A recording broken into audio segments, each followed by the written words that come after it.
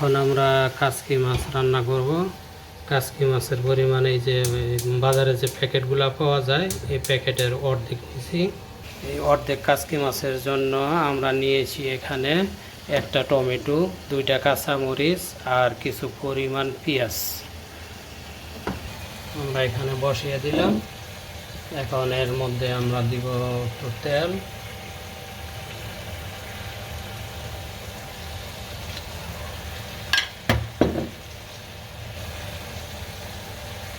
হলুদের গুঁড়া,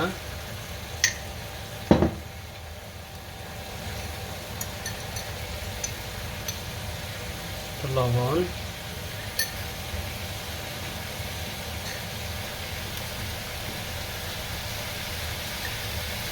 ধনিয়ার গুঁড়া,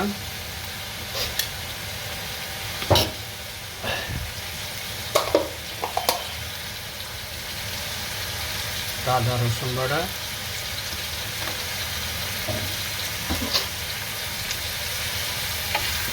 নাড়াচাড়া করতে হবে। নাড়াচাড়া করে ভালো করে মিশাতে হবে। মিডিয়াম আছে জাল সবসময় মিডিয়াম আছে থাকবে। নাড়াচাড়া করে নিলাম।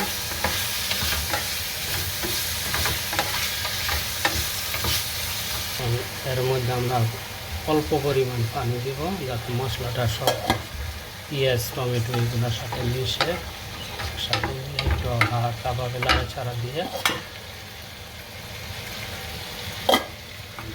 খুব একটা বেশি না, এই 100 মিলিলিটার পরিমাণ। চাল সবসময় মিডিয়াম আছে থাকবে। তারপর আমরা ঢেকে রাখলাম কয়েক মিনিটের জন্য, এইভাবে ঢেকে রাখা হবে। আমরা কিছুক্ষণের জন্য পানি দিয়ে ঢেকে রাখছিলাম, তারপরে হালকা কষাইছি।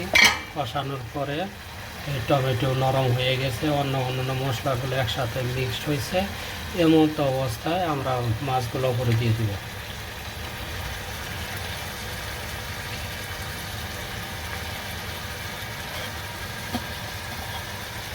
হালকা একটু নাড়াচাড়া করে মশলার সাথে মেশানো হলো।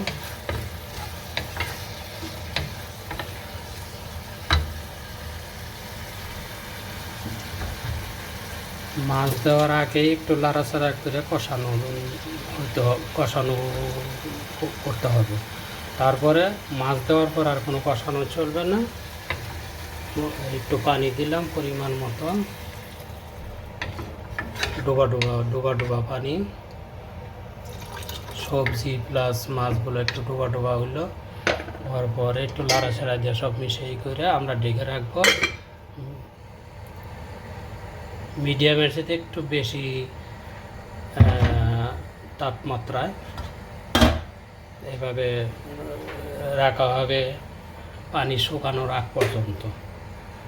তারপরে আমরা উঠাইয়া দেখব যে পানিটা শুকিয়ে গেছে কিনা। যখন একদম একবারে চরচরা না, মানে ভিজা ভিজা অবস্থায় থাকবো, কিন্তু পানিটা শুকাইয়া যাব, ওই অবস্থায় আমরা নামিয়ে ফেলব।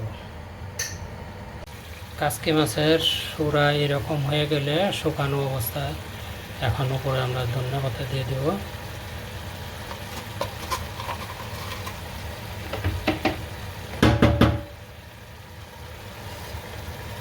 একটু উপরে হালকা ধনিয়া পাতাটা ছড়িয়ে দিলাম ভালো করে উপরে।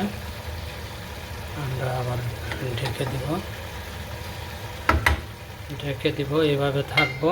ঢেকে দিলাম ধনিয়া পাতা দেওয়ার পরে। তারপরে আমরা পানি শুকানো অবস্থায় থাকবো। পানি